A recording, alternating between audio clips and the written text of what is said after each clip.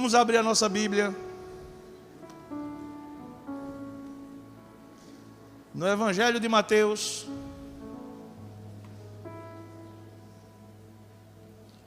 no capítulo 28.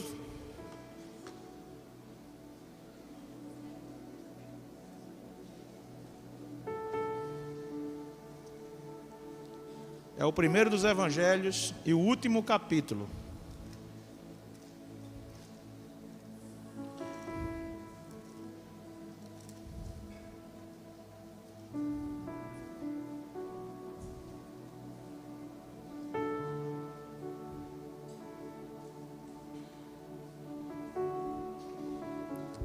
Amém, gente? Hoje nós celebramos a Páscoa. É uma data não apenas do calendário cristão, como na verdade a Páscoa, ela é uma data liberada por Deus sobre o seu povo. A Páscoa, ela é uma festa que Deus estabeleceu. É a festa do Pêssach, que significa passagem. É o dia onde o povo de Deus, onde os hebreus, na verdade é uma semana, onde eles comemoram, celebram, rememoram o momento onde Deus os retirou do cativeiro do Egito e por meio do seu servo Moisés os guiou até a terra prometida. Então é um tempo onde eles estão lembrando, onde eles estão revisando. É um tempo de lembrarem os acontecimentos que surgiram naquele tempo. Não apenas a saída, mas como isso aconteceu.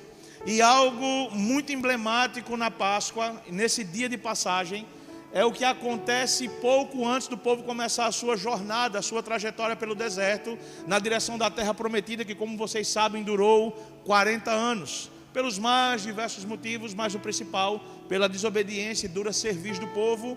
Uma viagem que deveria ser de 40 dias, durou 40 anos. Mas vocês lembram que, mediante a resistência de Faraó, que dominava já por 400 anos o povo hebreu em regime de escravidão. E muitas vezes Moisés, levantado por Deus, foi até o conselho de Faraó, pedindo para que ele liberasse o povo de Deus, porque havia uma direção, só que o coração dele era endurecido. E cada vez que o seu coração era endurecido, Deus liberava uma praga sobre o povo. Você lembra disso? Sobre os egípcios. A água virou sangue, vieram os piolhos, os gafanhotos, várias pragas aconteceram, mas a última delas foi a mais severa, porque a declaração era de que o povo de Deus, os hebreus, eles comeriam do cordeiro pascal e do sacrifício feito, eles pegariam o sangue e passariam nos umbrais das portas, porque naquela noite o Senhor liberaria um espírito que passaria naquele lugar e todos os primogênitos seriam mortos, à exceção das casas que tinham sangue do cordeiro no umbral das portas. Leia-se assim, o povo hebreu. Hoje o povo israelita, como nós conhecemos, judeus.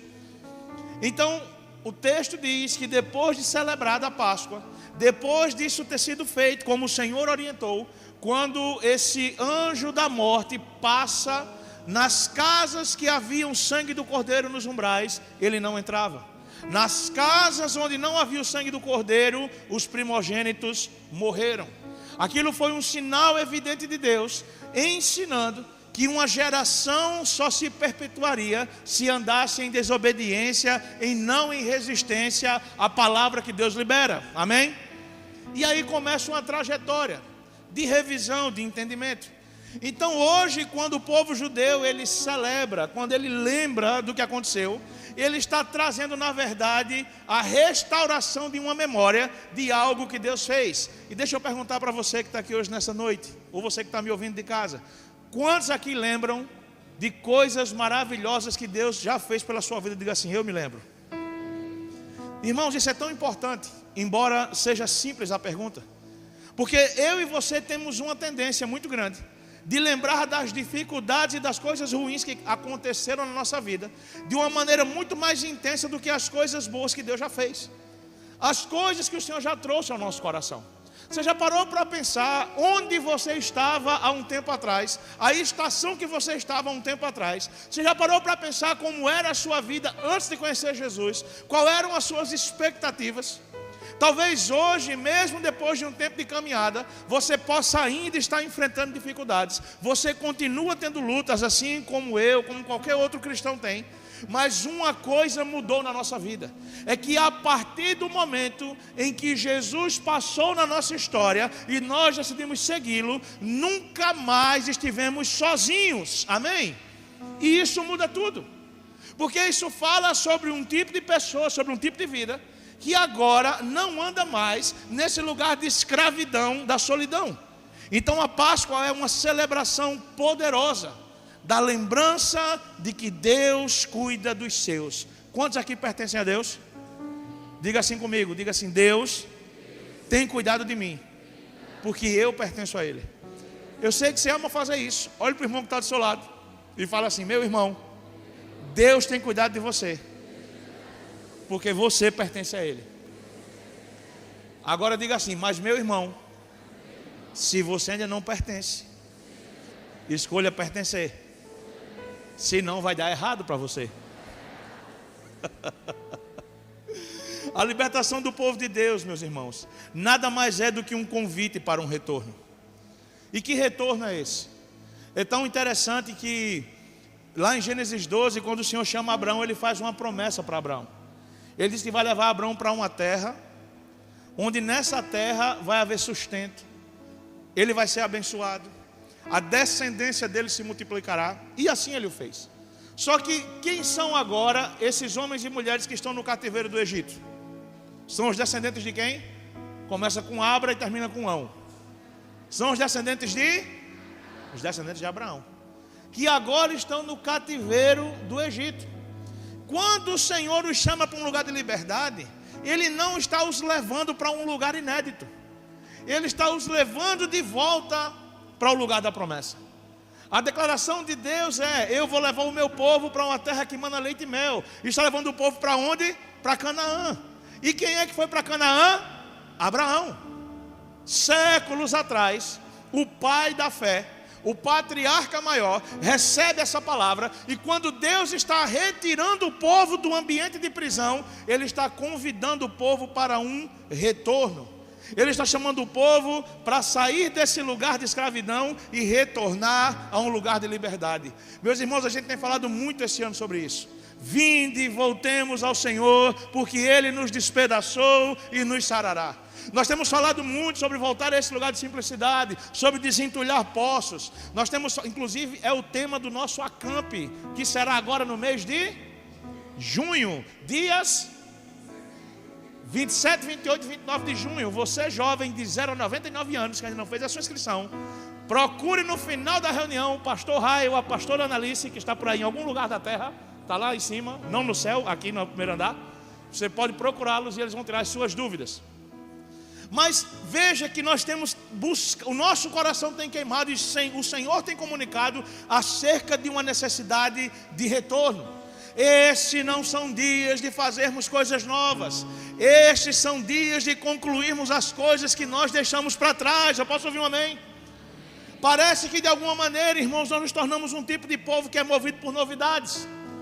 E quem é movido por novidades tem dificuldade de concluir suas tarefas, porque está sempre se cansando no meio do caminho, e diante de uma nova proposta, ele solta aquilo que ele estava fazendo e começa a fazer uma coisa nova, que daqui a pouco ele vai soltar também. E nós, como igreja, estamos sendo chamados por Deus para ouvi-lo, para entendê-lo e para voltar a construir aquilo que já estava sendo construído em outrora e por outros, amém? O que é que isso implica? É que, assim como nós temos falado nas últimas semanas, o nosso nome não vai ser engrandecido diante disso. Então, retornar tornou-se um avanço e não mais um recuo para o povo de Deus. Retornar só não deve ser uma possibilidade quando se trata do pecado. Lembra quando Paulo escreve à igreja de Éfeso, no capítulo 4, versos 22, 23 e 24, quando ele diz assim: quanto à antiga maneira de viver, vocês foram ensinados a despir-se do velho homem, que se corrompe por desejos enganosos, a serem renovados no modo de pensar e a revestir-se do novo homem, criado para ser semelhante a Deus em justiça e em santidade, provenientes da verdade. Então o único lugar para onde a gente não tem que voltar é para a velha vida, é para o passado, é para a vida de pecado. Eu posso ouvir um amém? Nessa estação de passagem, é um tempo de avançarmos. E nós vamos avançar quando nós voltarmos ao início. A igreja está precisando ser reconfigurada. A igreja está precisando de um reset. Ela precisa ser reiniciada. Isso significa que o Senhor deseja fazer algo novo. Mas para viver algo novo de Deus, eu preciso voltar ao início. Amém? Uma das coisas que nós falamos nos últimos meses aqui é daquela passagem, isso tem queimado no meu coração. Eu tenho falado isso em vários lugares. Isso tem queimado no meu coração de uma forma muito intensa. Mas a visão de Jeremias descendo a casa do oleiro e vendo aquele homem trabalhando o vaso que quebra na mão dele. E Jeremias fica sem entender o que está acontecendo. E o Senhor fala: Jeremias, assim como esse oleiro está fazendo com esse vaso que quebrou e agora ele está reconstruindo, será que eu também não posso fazer isso com a casa de Israel? E esse quebrar do vaso nas mãos do oleiro significa voltar ao estado do início, voltar a ser matéria-prima, porque matéria-prima ainda não é algo. E às vezes a gente está tão preocupado em ser algo que a gente está correndo das mãos de Deus, porque Deus quer nos quebrar para que a gente volte a ser matéria-prima. E a matéria-prima para uma igreja avivada são homens e mulheres quebradas nas mãos do oleiro. Eu posso ouvir um amém nesse lugar? A matéria-prima para uma igreja avivada não são homens de grandes talentos, não são mulheres de grande eloquência, não são pessoas de grande recurso, de grande prestígio e com grandes qualidades. Não. A matéria-prima para um povo avivado, para um povo cheio do Espírito Santo, para um povo que vai passar dessa estação de letargia para uma estação de plenitude no Senhor, é um povo que está quebrado nas mãos de Deus. Se você estudar as histórias do avivamento, se você observar ao longo da história, todas as vezes que Deus despertou um povo de avivamento, todas as vezes que Deus despertou avivamento numa nação, numa cidade, numa rua como Azusa, ninguém estava orando por avivamento. Não tinha ninguém fazendo campanha de avivamento. Não tinha ninguém dizendo: traz avivamento, Senhor. Sabe o que é que tinha ali? Pessoas pedindo perdão pelos seus pecados, pessoas quebradas, arrependidas. E quando isso aconteceu, Deus encontrou uma matéria-prima, um ambiente de avivamento. Meus irmãos, que o Senhor nos quebre nesses dias, que a igreja nordestina seja quebrada e volte a ser barro nas mãos do oleiro. Eu posso ouvir um amém? Porque quando isso acontecer, eu e você estaremos sendo preparados para experimentar algo novo da parte de Deus. Nessa estação de passagem, nós precisamos colocar o nosso coração no Senhor, voltar ao lugar. E voltar ao início é sempre algo que Deus nos chama. Você lembra quando o Senhor ele escreve, quando ele fala a João lá nas igrejas do Apocalipse, quando ele escreve as igrejas, quando ele escreve a igreja de Éfeso no capítulo 2, ele começa falando das qualidades da igreja. Ele começa falando como aquela igreja é resiliente diante do pecado, como ela anda na unidade. Só que ele diz assim: eu tenho algo contra vocês. E ele diz assim: o que eu tenho contra vocês é que vocês perderam o primeiro amor.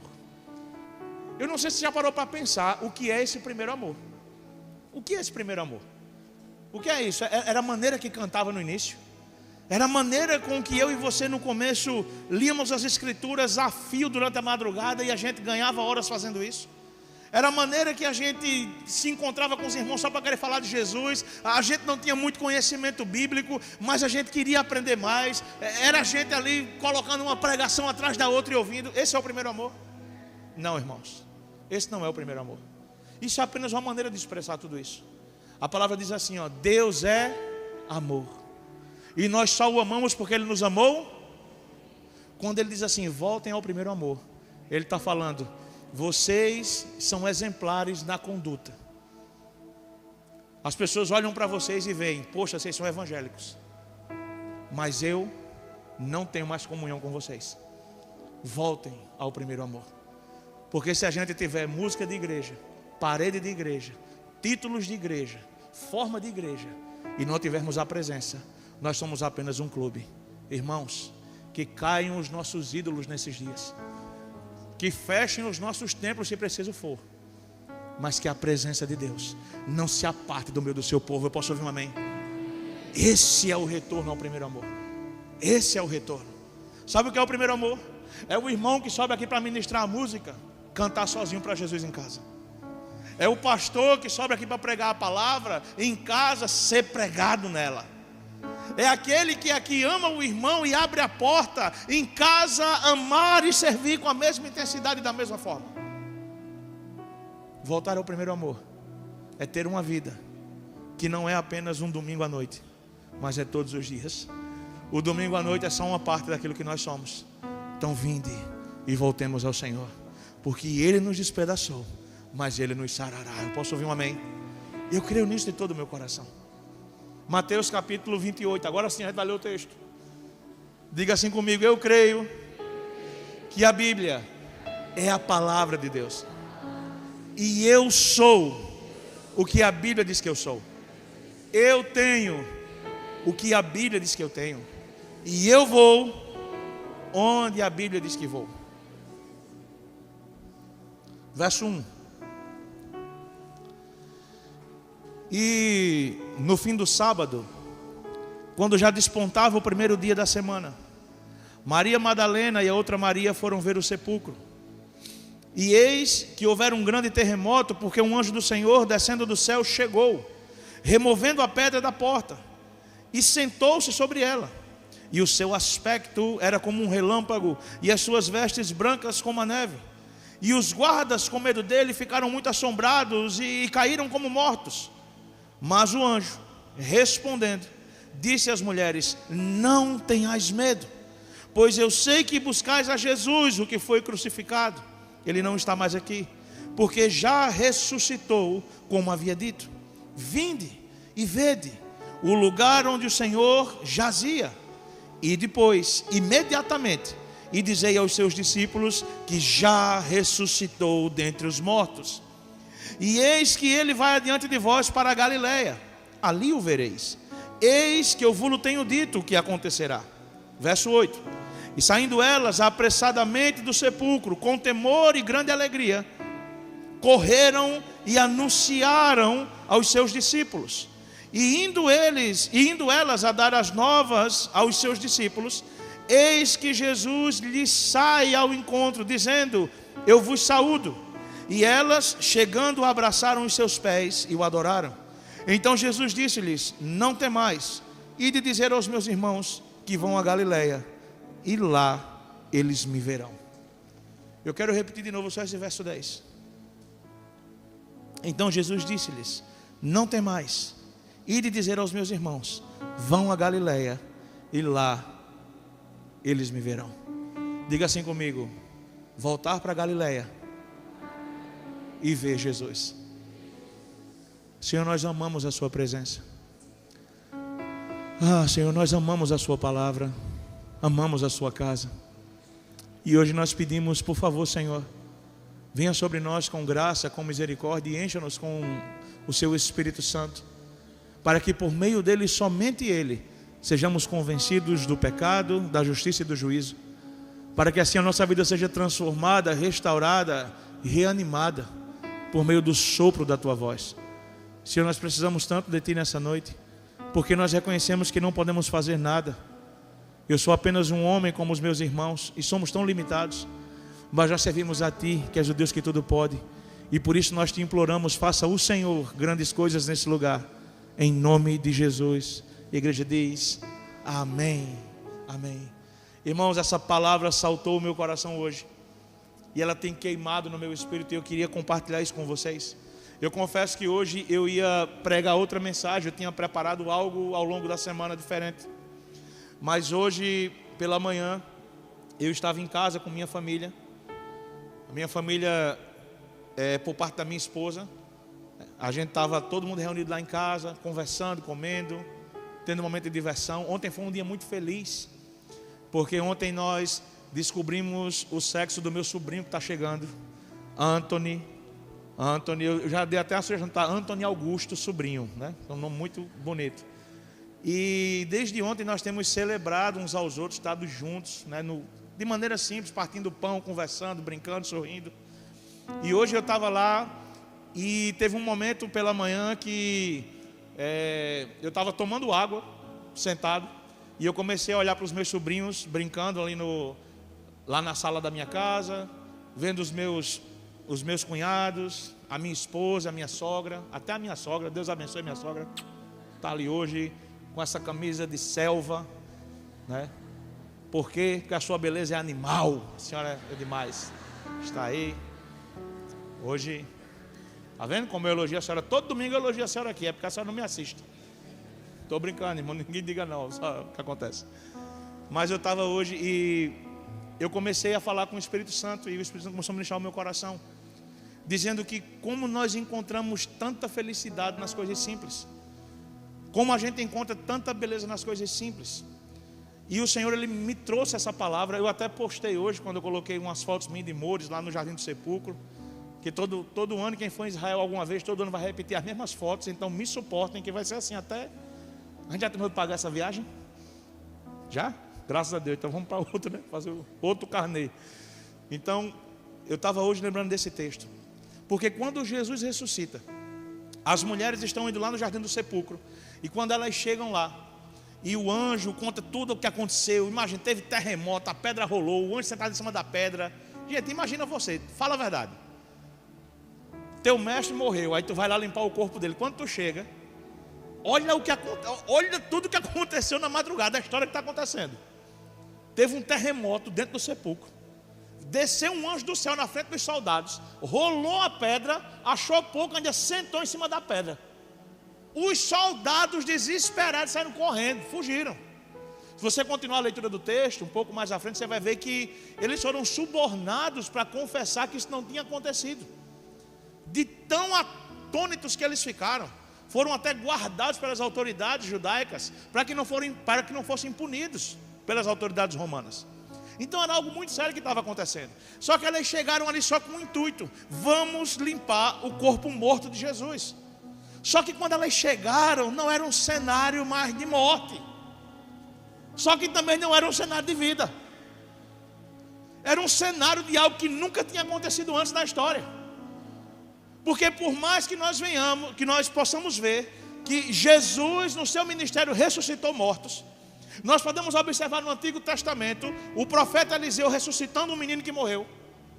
Um homem que foi morto e caiu na cova de Eliseu, o texto que ele ressuscitou. Então, ressurreições já haviam acontecido. Só que esse tipo de acontecimento, o tipo de ressurreição que Jesus estava revelando ao mundo, nunca havia acontecido. Porque agora não era Jesus voltando a ser quem ele era, era Jesus voltando como ele nunca foi antes diante dos homens. Então, quando ele ressuscita, ele não apenas volta à vida, ele vence a morte. Agora, quando eles chegam lá, quando essas mulheres chegam lá, e elas ouvem aquele anjo falando o que aconteceu, o que tinha acontecido, eles dão uma direção: voltem para Galileia, porque ele está indo para lá. Aí o texto fala que quando elas saem correndo, Jesus vem ao encontro delas e diz assim: eu saúdo vocês. Quando elas veem Jesus, elas apaixonadinhas caem aos pés dele e adoram, beijam os pés de Jesus, adoram Jesus naquele lugar. E Jesus dá uma direção para elas: vá até os meus irmãos e diga para eles que vão até a Galileia, porque lá eles me verão. Agora, você sabe o que é a Galileia para Jesus e para esses homens? A Galileia é o lugar onde tudo começou. A Galileia é o lugar onde Jesus começou o ministério dele. Jesus, depois de 30 anos sem revelar quem ele era, ele finalmente começa o seu ministério. E depois do milagre lá nas bodas de Canaã, onde está tendo aquele casamento e ele transforma água em vinho, você lembra disso? Todo mundo lembra disso? Alguém assistiu o filme da Paixão de Cristo, sessão da tarde esses dias? Amém. É aquela parte. Jesus agora começa o seu ministério de pregação. E quando Jesus chega na Galileia, sabe o que é que ele faz? Ele começa a encontrar e a recrutar os seus discípulos. Na Galileia, Pedro não era o apóstolo, ele era um pescador. João, André, eles eram só pescadores. Um era coletor de impostos, o outro era um político zelote. Cada um deles era apenas alguém comum na Galileia. Ali eles não tinham títulos, ali eles não tinham visto Jesus andar sobre as águas ainda, Ali eles não tinham visto milagres e maravilhas. Ali eles não tinham recebido o Espírito Santo e sido enviados pelo Senhor de 2 em 2 para pregar. Agora Jesus declarou sobre eles que todas essas coisas precisavam acontecer para que se cumprisse o dia do Senhor. E Jesus morreu. E tantas coisas acontecem numa madrugada que a gente percebe, né? A gente pode falar sobre tantas coisas aqui que aconteceram no sábado. Tantas coisas que foram acontecendo. Tantas coisas que foram surgindo. Os discípulos de Emaús, os discípulos cerrados esperando Jesus, desesperados, alguns fugindo com medo. Tanta coisa aconteceu desde aquela quinta-feira à noite, quando Jesus partiu o pão, lavou os pés dos discípulos. Quando ele revelou: um de vocês vai me trair. Um deles já havia se enforcado. Quanta coisa havia mudado. Pedro estava com a sua moral dilacerada, quebrada, porque ele havia dito para Jesus: eu jamais vou te abandonar, e 3 vezes o negou. Os outros 8 haviam fugido, só um estava diante da cruz, que era João. Só ele, só João, viu Jesus sendo crucificado. Mas ele também havia fugido em outra hora. Então eles estavam numa condição de pensar: como é que vai ser agora? E essas mulheres foram até lá com esperança, encontrar um corpo morto. Mas elas não encontraram. O túmulo estava vazio e está até hoje, aleluia. Só que a direção foi: diga para eles que vão para Galileia, porque lá eles me verão. O que Jesus estava dizendo era: fale para eles que voltem para o lugar de origem, porque eu preciso restaurar aquilo que está quebrado neles. Não tem como Deus restaurar a igreja se nós não formos levados para o lugar da origem. Eu posso ouvir um amém? Todas as vezes que Deus quer nos restaurar, Ele nos leva para o nosso lugar de origem. Todas as vezes que Deus quer tratar o nosso coração, Ele nos leva para o lugar de origem. Então, irmãos, talvez você pense que o fato de Deus estar fazendo com que algumas coisas retrocedam na sua vida, algumas coisas retornem. Talvez Deus esteja mandando você voltar para alguns lugares e você pensar: isso é um retrocesso, isso é um encolhimento. E não, na verdade isso é um chamado de Deus. Retorne para que eu possa passar outra vez sobre você de uma maneira diferente. Agora os discípulos estão retornando para Galileia, irmãos. E qual é o intuito deles? Diga assim comigo: eles voltaram para Galileia. Agora, como é que está viva, respirando, com o coração batendo, diga assim: eles voltaram para Galileia porque queriam ver Jesus. E a palavra do Senhor é muito clara. Jesus está dizendo: é lá que eles me verão. É lá que eles vão me perceber. No mesmo lugar que eu os chamei, no mesmo lugar que eles me conheceram, antes de que eles soubessem que eu sou tudo aquilo que sou. Então a gente vê alguns pontos aqui que eu quero trabalhar com vocês. Vamos ler novamente o verso 5. Veja: mas o anjo, respondendo às mulheres, disse: não tenhais medo, pois eu sei que buscais a Jesus, aquele que foi crucificado. Primeira coisa que a gente tem que aprender aqui, e vamos entender isso no Espírito: nós não devemos buscar apenas o Cristo da cruz. Precisamos aprender a carregar a cruz do Cristo. E o que acontece com muitos de nós, irmãos, é que a gente quer falar do Cristo crucificado, mas a gente não quer ser um crucificado com Cristo. Porque não adianta você ter a informação de que Cristo morreu. Porque, irmãos, Feliz Páscoa não é uma data em um ano onde você para e lembra. E você, evangélico, vai na internet fazer a sua crítica profética de dizer que o coelhinho é coisa do diabo e o chocolate é coisa de Satanás. Guarda o coelho e me dê o chocolate. Não, irmãos. Aí a gente vai lá, coloca um Ele Vive na internet, coloca um Feliz Páscoa, bota lá: a morte não pôde com ele. Mas o que ele fez, a capacidade de vencer a morte, o quanto nós temos honrado a nossa vida no restante do ano. O quanto nós temos dito não ao pecado no restante do ano. E quando o pecado diz: eu sou bom, eu digo: você é bom, mas eu conheço alguém que é melhor, porque ele venceu você, ele venceu a morte. Quantas vezes eu e você somos cristãos que nos dobramos diante das ameaças desse mundo? Irmãos, nós somos uma geração que tem mais medo das ameaças do diabo do que das promessas de Deus. Mas eu quero que você entenda uma coisa: as ameaças do diabo são possibilidades, as promessas de Deus são concretas. Mas quando é que eu vou crer nisso? Retorne para a Galileia, volte para o lugar do início, volte para o lugar onde você não tinha títulos, conhecimento, tanta expressão e tanto entendimento, mas ali você só estava sendo chamado para uma coisa: deixa tudo que você tem e segue-me. Os discípulos haviam deixado tudo que tinham para seguir Jesus lá no começo do ministério. Só que agora eles estavam cheios de muitas coisas. Eles agora estavam cheios de dores, de ressentimentos, de traumas, de situações de sentimento de incapacidade. Só que eles também estavam cheios de experiências. Esses homens haviam orado por mortos que ressuscitaram. Esses homens curaram enfermos. Esses homens estavam cheios de tanta coisa. E o que Jesus está dizendo é: eu preciso mais uma vez que vocês voltem para a Galileia, porque eu preciso que vocês entendam que quem eu chamei não é quem vocês são, eu chamei quem vocês eram. Lembra de Davi? O salmista dizendo: achei Davi o meu servo, e com óleo santo eu ungi. Onde Deus achou alguém para substituir um rei caído? Ele não achou Davi num palácio. Ele não achou Davi num ministério de música famoso. Ele não achou Davi no YouTube.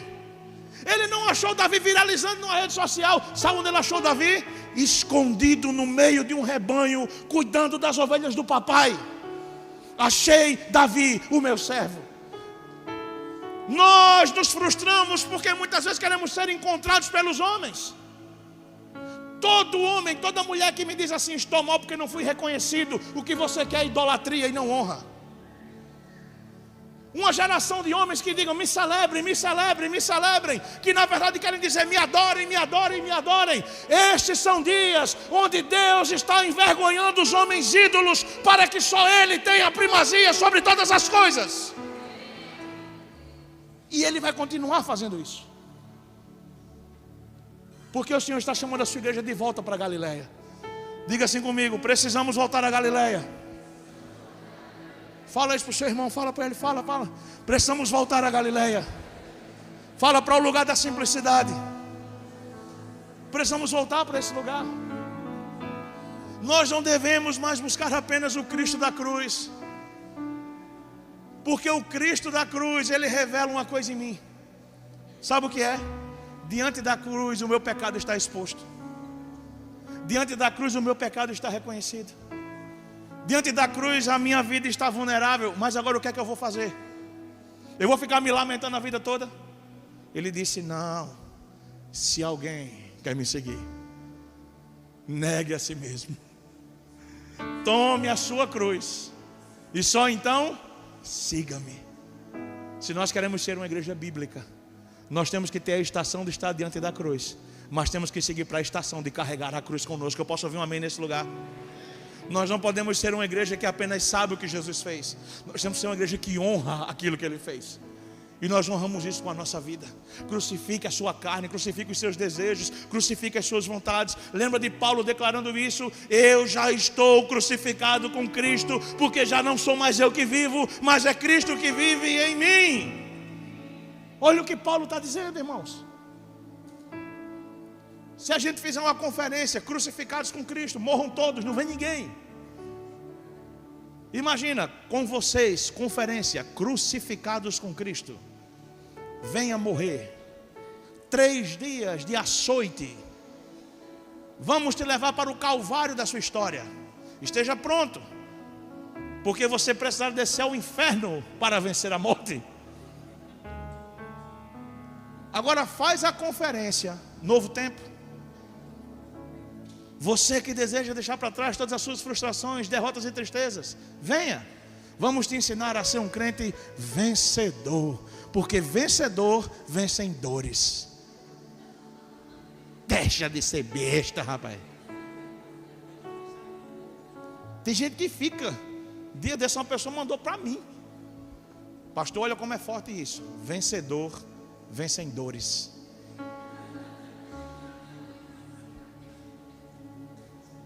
Eu, por educação, botei uau.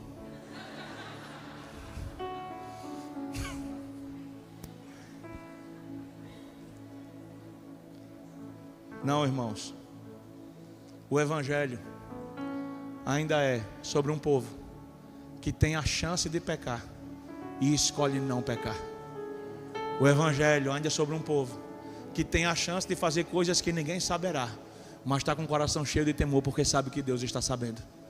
O Evangelho ainda continua sendo de homens que estão dispostos a dizer: convém que ele cresça e que eu diminua. Esse é o lugar do Evangelho. Eu posso ouvir um amém nesse lugar? Isso é em tudo que a gente faz. Isso é em tudo que a gente está fazendo. Isso é em tudo que a gente está revelando, em tudo que a gente está trazendo. Como eu trato. Voltar a Galileia não é apenas conservar. Voltar a Galileia é desenvolver. Jesus está chamando eles para um tempo de desenvolvimento. Agora vamos ler os versos 6, 7 e 8 juntos. Projeta aqui, filho, por favor.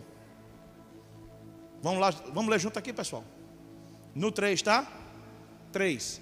Ele não está aqui, porque já ressuscitou, como havia. Vinde e vede o lugar onde o Senhor jazia. Segura aí, volta aí. Ele não está aqui, porque ele... Quem foi que disse que ele ia ressuscitar? Quem? E por que é que você quer que alguém bote a mão na sua cabeça para você acreditar no que ele tem para você e você não acredita no que está escrito aqui nessa palavra?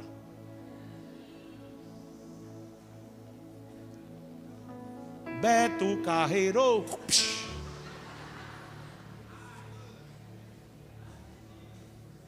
Por que é que você quer alguém apontando, dizendo: assim diz o Senhor, eu restaurarei a sua sorte?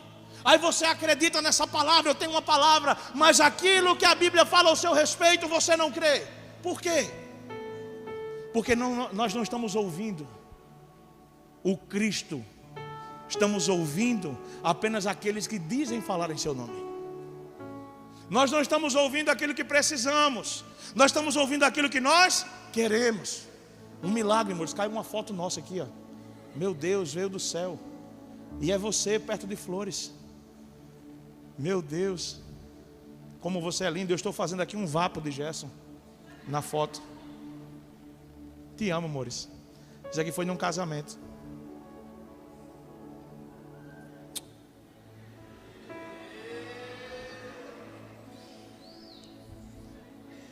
Ai, Jesus.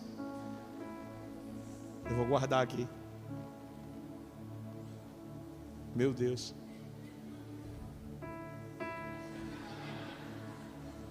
Isso aqui é uma foto de Polaroid, daquelas que são reveladas na hora.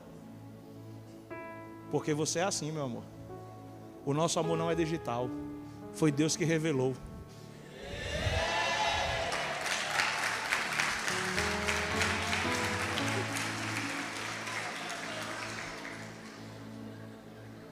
Volta, Silas Malafaia. Ele não está aqui, porque já ressuscitou. Como quem disse? Ele. Irmãos, a igreja que ouve Jesus é a igreja que se relaciona com a sua palavra. Eu posso ouvir um amém nesse lugar? Aí o texto continua. Vinde. Não, o mesmo texto, calma. Vinde, vede o lugar onde o Senhor jazia. Por que é que o anjo está pedindo para que elas vejam o lugar onde Jesus estava morto? Por quê? Ele queria mostrar assim: vejam, aquilo que ele declarou cumpriu. E não é porque tem alguém falando, é porque você está vendo. Eu quero declarar sobre a nossa vida, igreja, um tempo de fé no Senhor, onde nós não vamos precisar de pessoas nos dizendo o que Deus está fazendo, porque Deus falará conosco e nós veremos os seus feitos na nossa vida. Eu posso ouvir um amém? Abra os seus olhos espirituais e enxergue: Jesus continua operando no meio da sua noiva, amém? Só que nem sempre é vitória. Às vezes ele está operando correção. Nem sempre são os céus abertos derramando bênção sobre a nação. Às vezes é os céus abertos derramando juízo sobre a nação. Só que o juízo de Deus é sinal de que um novo tempo está chegando.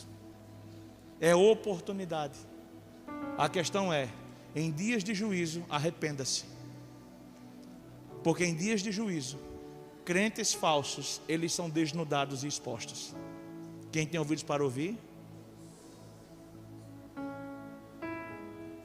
Segue agora, filho, o próximo verso. O anjo continua falando para elas. E depois, quando? Quando? Quando? E dizei aos seus discípulos que já ressuscitou dentre os mortos. E eis que ele vai adiante de vós, para ali o vereis. Eis que eu vos tenho dito. O anjo do Senhor, ainda é um anjo que está comunicando, não é Jesus ainda. Só que o céu já conhece o plano de Deus, porque ele está declarando aquilo que Jesus está fazendo. E ele está dando um spoiler, dizendo assim, vamos para Galileia, porque a gente já está sabendo que ele vai para lá. E é lá que ele está querendo falar com vocês. É lá que vocês podem vê-lo. Então vamos para Galileia, caminhem para lá. Segue o texto, filho. Vamos juntos?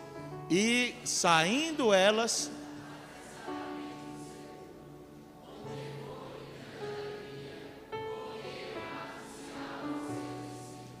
saíram como do sepulcro? Apressadamente. Mas elas tinham dois sentimentos. Qual era o primeiro? E qual era o segundo? Irmãos, o fato de sermos um povo alegre não significa que nós temos que ser um povo sem temor. E o fato de sermos um povo de temor não significa que a gente não pode ser um povo alegre. Eu posso ouvir um amém? O peso de carregar a verdade é genuíno, é real, mas ele tem que ser dito. Eu tenho esses dias, irmãos, percebido uma coisa. Tem pessoas que não querem ouvir a verdade.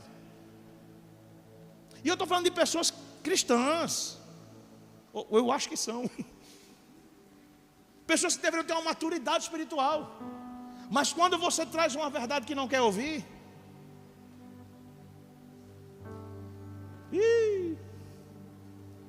não, essa revelação não. Deixa eu falar uma coisa para você. É como entender o que é obediência.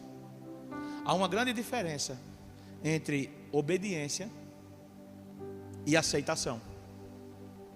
Muitos de nós aceitamos as coisas, não obedecemos. Por quê? Porque a aceitação é assim, você precisa fazer isso, mas é difícil. Eu sei que é, mas você tem que fazer. Por quê? Porque é o correto. Não, mas eu não consigo. Consegue, porque se você fizer, você vai receber isso. Aí você, tá bom, então eu vou fazer. Isso é aceitação. Sabe o que é obediência? Você tem que fazer isso. E o que é que eu vou ganhar com isso? Não importa. Mas Deus disse que você tem que fazer. Mas isso pode me colocar em risco, eu sei. Obedecer é um risco. Jesus foi obediente até a morte, e morte de cruz. Se você quer ser um povo obediente, igreja, se nós queremos ser um povo que anda em obediência, que ama as coisas de Deus, e que mesmo com temor anda com alegria, nós não podemos nos mover por recompensa. Nós temos que nos mover por honra. Já recebemos dele tudo aquilo que precisávamos. Eu posso ouvir um amém? Mas a gente se tornou um povo que obedece desde que aquilo me recompense, desde que aquilo me dê algo, desde que aquilo me enalteça, desde que aquilo abata os meus inimigos. Vocês já viram as músicas que a igreja, aqui não, porque a gente, né, é brabo. Mas vocês já viram as músicas que às vezes a gente coloca até nas redes sociais, inclusive alguns de vocês? Vocês já pararam para ouvir? Eu não vou nem falar das mais, eu vou falar das novas não, vou falar das mais antigas, para ninguém pensar que eu estou soltando em direta, embora seja. Mas olha a música. Quem te viu passar na prova e não te ajudou, quando vê você na bênção, vai se arrepender você.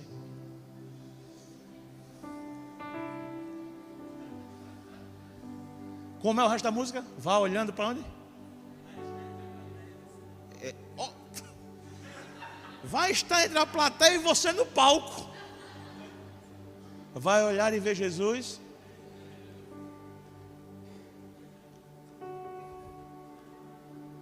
Realmente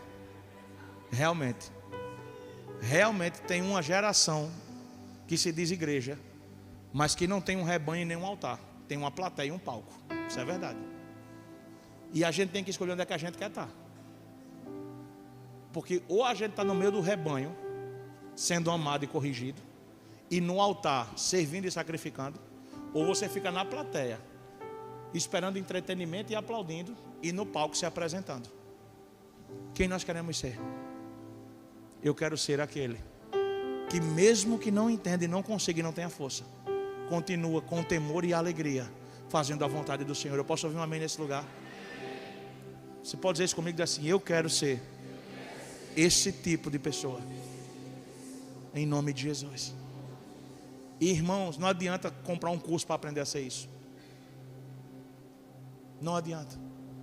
Isso só vem por meio de relacionamento. Precisamos celebrar o que Deus já cumpriu, mas nós não podemos ficar ancorados nisso, porque ainda existem coisas para serem cumpridas. Eu posso ouvir um amém? E eu quero encerrar essa mensagem lendo os versos 9 e 10.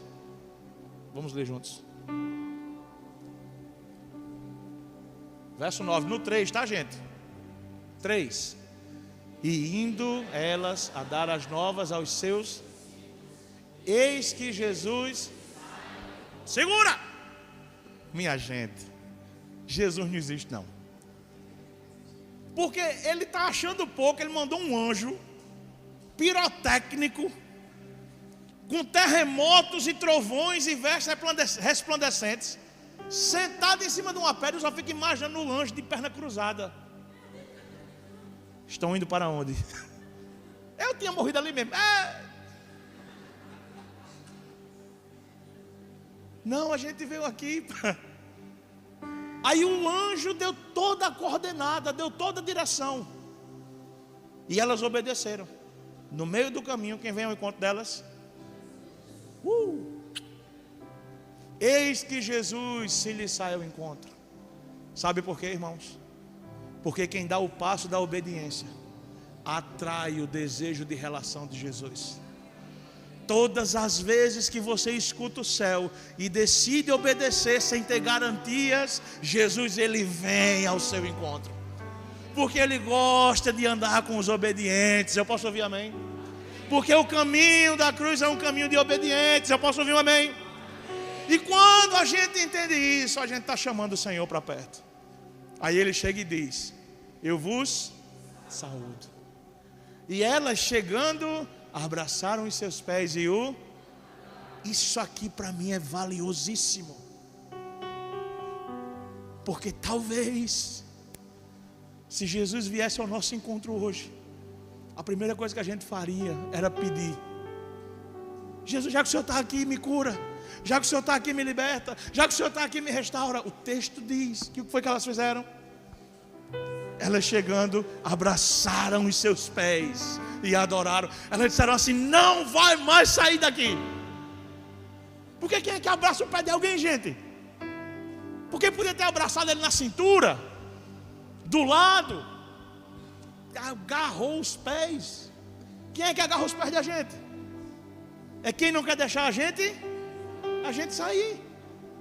Elas agarraram os pés de Jesus e elas adoraram o Senhor. Uma chance igual a essa, talvez eu não tenha mais. Elas abraçaram os pés dele.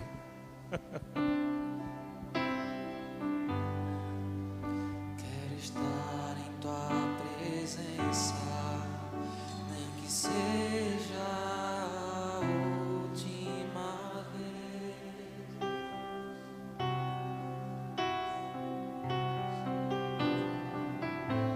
Se tiver que gritar, eu gritarei.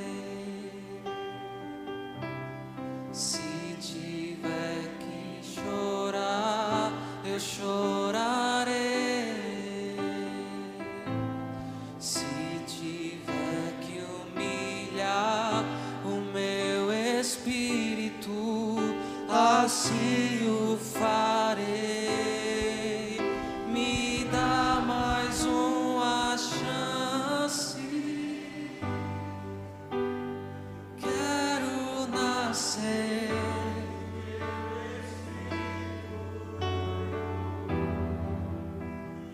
Quero matar minha carne, fazer tua vontade, doce Espírito, que a minha vida seja a tua vida.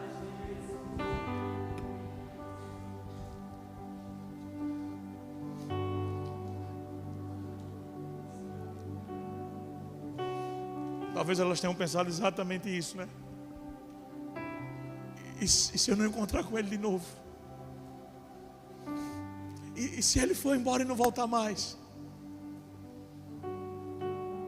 E se eu não tiver outra chance como essa? Irmãos, eu não creio no evangelho de ameaça. Sabe quando pessoas dizem assim: ah, hoje é o dia de você mudar, porque amanhã pode não dar tempo, você vai para o inferno. Não, irmãos, esqueça, isso é mentira dos homens. Mas eu acredito no evangelho da nova chance. E o que a gente está tendo hoje aqui, a gente está tendo uma chance. Eu sei que amanhã pode ter outra. Eu não sei se vai dar tempo para que eu e você tenhamos. Mas o que eu sei é que essas mulheres, quando o viram, elas ficaram tão cheias de desespero e de amor, que abraçaram os pés dele e o adoraram. Elas não pediram coisas. E o texto continua. Então Jesus disse-lhes: não temais. Sabe o que é que ele está dizendo? Não se preocupe, vocês já vão me perder mais.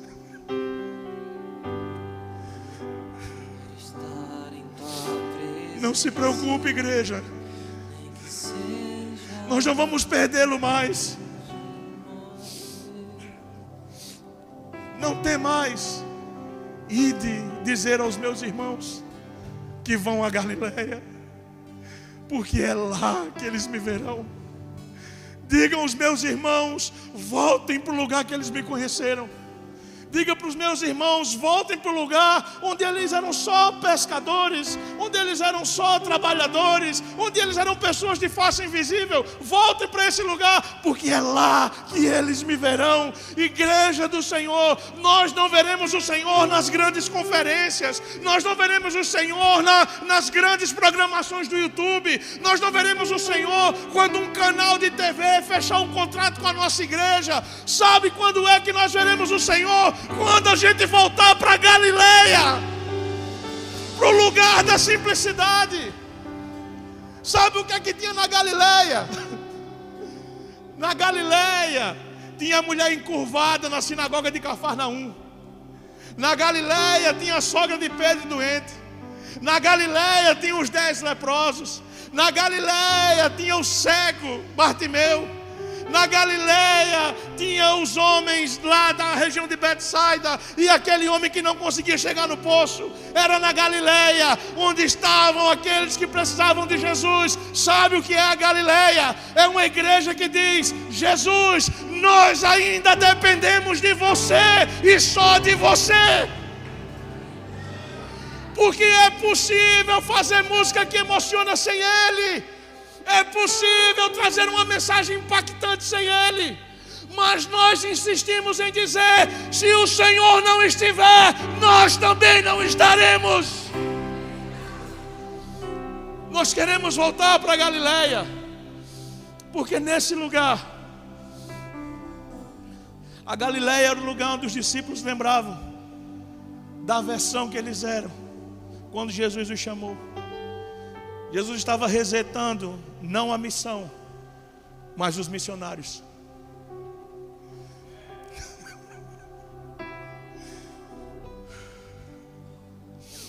A missão não mudou, irmãos. Fomos nós que mudamos. Jesus não tem outra missão para a igreja. Quem tem que mudar esses dias não é a missão, são os missionários. A igreja é a missão de Cristo na terra. A igreja não é oposição à missão. Eu posso ouvir um amém nesse lugar? Seja a igreja no sertão, seja a igreja nas capitais, seja a igreja dos pobres, seja a igreja dos ricos. Igreja não tem classe social, igreja não tem bairro, igreja é igreja e ponto final. Mas os missionários mudaram,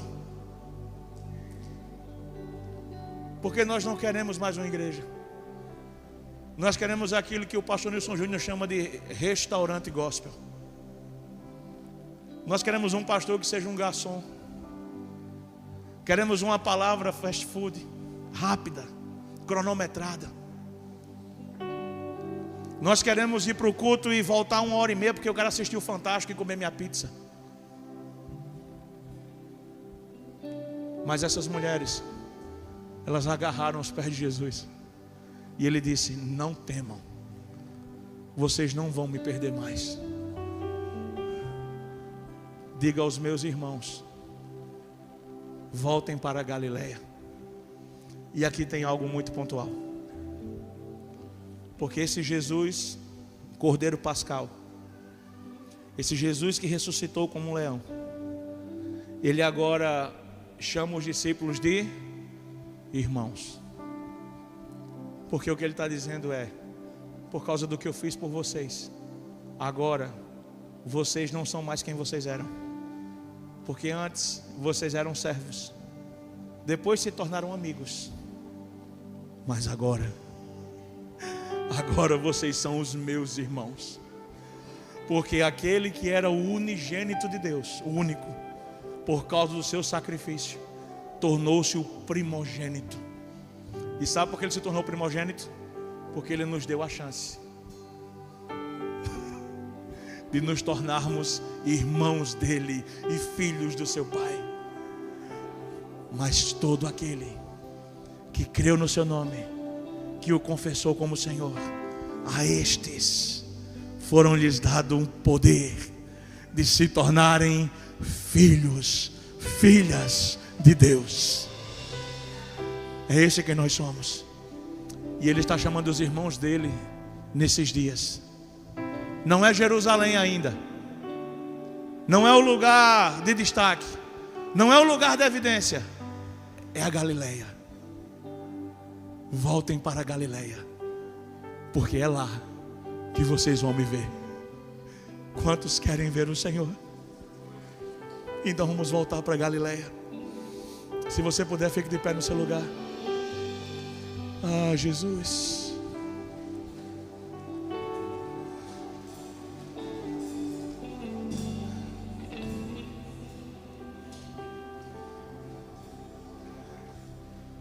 Então Jesus disse-lhes: não tem mais. Ide dizer aos meus irmãos: vão para a Galileia, porque é lá que eles me verão. Voltem para a Galileia, meus irmãos. Voltem para o lugar do início. Voltem para o lugar simples. Voltem para o lugar onde você tem um coração vulnerável a Ele. Volte para o lugar onde aquilo que os homens falam para você nem te paralisam e nem te impressionam. Volte para a Galileia.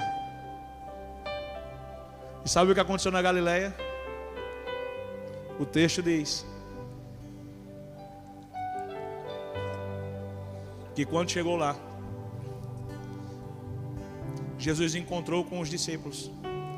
Depois leia a sequência do texto, e a palavra diz assim: e alguns não creram que era Ele. Jesus ressurreto na Galileia, e alguns ainda não acreditaram. Por que eu estou falando isso? Porque essa não é uma noite de você olhar para o lado e pensar o que é que ele está sentindo, o que é que ele vai fazer. Essa é uma noite nossa com Jesus. A gente está no meio de um grande ambiente, Mas o que vai definir a sua volta para Galileia não é um retorno físico, mas é um retorno do Espírito. Porque naquele mesmo ambiente, alguns não creram. Creram depois, mas não creram naquele momento. Hoje, o Senhor está chamando o seu povo de volta para o lugar da simplicidade, para o lugar de ouvinte, para o lugar de serviço, para o lugar de cuidado, para o lugar de zelo, mas para um lugar de passagem. É Páscoa. É Páscoa. E é tempo de passar. Passar para o lugar da evidência, talvez, da frustração, talvez, da mágoa, para o lugar da simplicidade. E deixa eu te falar duas coisas. Preste bem atenção em mim. Na Galileia, quando Jesus começa o seu ministério, ele está se preparando para ir para Jerusalém. Cerca de 3 anos e um pouquinho depois, acontece a entrada triunfal. Você lembra disso? Domingo passado a gente lembrou, domingo de Ramos, né? Algumas pessoas lembraram disso, lembra? Jesus entrando na Jerusalém, montado no jumentinho, e todo mundo, Hosana, Hosana, bendito que vem em nome do Senhor. Eles tiravam as vestes e jogavam a sua capa no chão, para que Jesus passasse como os reis em outrora entravam. Ali Jesus estava concluindo a sua caminhada até a cruz. Sabe por que é que ele volta para Galileia? Porque na Galileia ele começa o trajeto para a sua segunda entrada triunfal em Jerusalém. Só que essa entrada, ela está descrita lá em Apocalipse 19. O céu vai se rasgar, as trombetas soarão, os selos abertos e os cálices derramados. E ele dessa vez não virá no jumentinho, mas ele virá montado no seu cavalo branco, no meio das suas miríades de anjos. E neste dia, não apenas alguns dirão Hosana, bendito que vem em nome do Senhor, mas o texto diz que todo joelho se dobrará e toda língua confessará: Jesus Cristo é o Senhor. Então a Galileia